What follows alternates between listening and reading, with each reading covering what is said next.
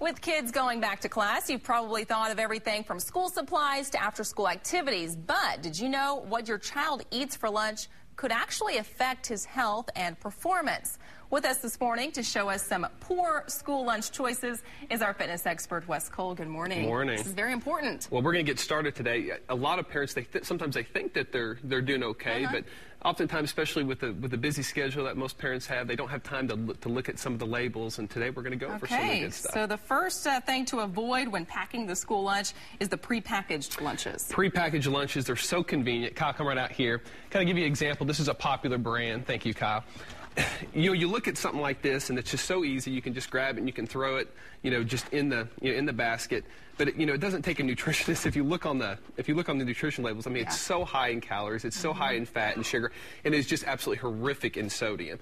The thing about it is there are better options in this. I actually looked in the same exact area that I bought this. Nowadays, they have lower sodium versions. They have some health wraps, some sandwiches, but nachos and cheese, that's not really the most balanced meal. So if you take a little bit more time, I know parents are real busy these days, but they take a little bit more time, I guarantee your kids will probably feel better. The nachos sound good, they but do. Probably not the most healthy choice. Not the best choice. Okay, the next item to avoid are the chewy candies. Well, you talk to any dentist. Kyle, come on out here. This is kind of an example.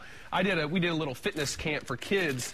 Here you go, Kyle. I did a little fitness camp for kids this last year, and I noticed just how many kids, it's almost like it's Halloween year round. I mean, they're just carrying a lot of candy. Most dentists will tell you that the sticky, the caramel, like the gummy bears, the gummy worms, they're the worst thing for the kids' teeth, especially when you're considering the fact that most kids are not packing a toothbrush or toothpaste with it. Not. So, you want to be real careful with that. Also remember that kids, especially elementary age, choking is a real hazard. So if you give some kids some gobstoppers or some hard candy for lunch, they're going to eat a little bit and they're going to put it in their pocket, and then they're going to go run around in the recess and they're going to be popping some in their mouth. So not safe. Not safe. What about the fruit snacks, like the chewy fruit snacks? The chewy fruit snacks are good too, but even a lot of dentists will tell you that a lot of it can stick to your teeth and stuff and they're not sugar free. So they got a lot of sugar on them. So you want to be careful. A little bit's all right, but not every day. All right, the next item to avoid are the sugary drinks, of course. Well, actually, my generation, it was the pop and the soda, and we've talked about how much sugar is in soda. Yes. And we've talked about, in my opinion, I think that's led to a big obesity epidemic. I think this generation, I've been noticing kind of a trend. It's not so much the pop as it is the energy drinks. Yes, and to give you an example, this is real popular for high school and middle school kids, but to give you an example, this just one can has 280 calories.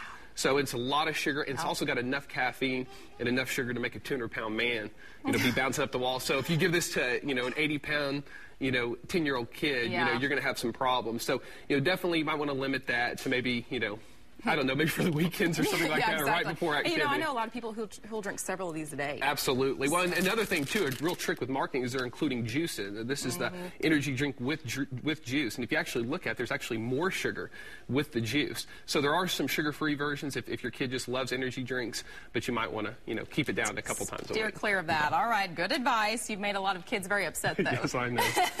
All right, now time to answer some questions from our viewers. This first question comes from Mike. I read a fitness magazine that said short, intense cardio like sprinting is the best.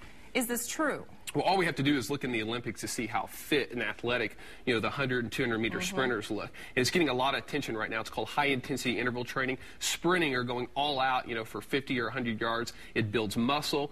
It actually decreases appetite. It does a lot of things, and also increases your metabolic rate just a little bit after exercise. There's a lot of great benefits, so it's getting a lot of attention. The problem is that you just can't sprint every day. I mean, if you worked that hard every day, you would burn yourself out, and your chance for injury, only if you're maybe an elite athlete or in real good shape could you do it more than 3 or 4 times a week. So stick to you want to have maybe long days where you run, and maybe you can do maybe once or twice a week, but any more than twice a week, you want to be real careful. You end up hurting yourself. All right, good advice. Thank you, Wes. If you have a question that you would like Wes to answer, just go to the weekend morning section of our website, kjrh.com, click on the habitual health link, or you can give Wes a call, 749-0960, or visit his gym on 46th, just east of Sheridan.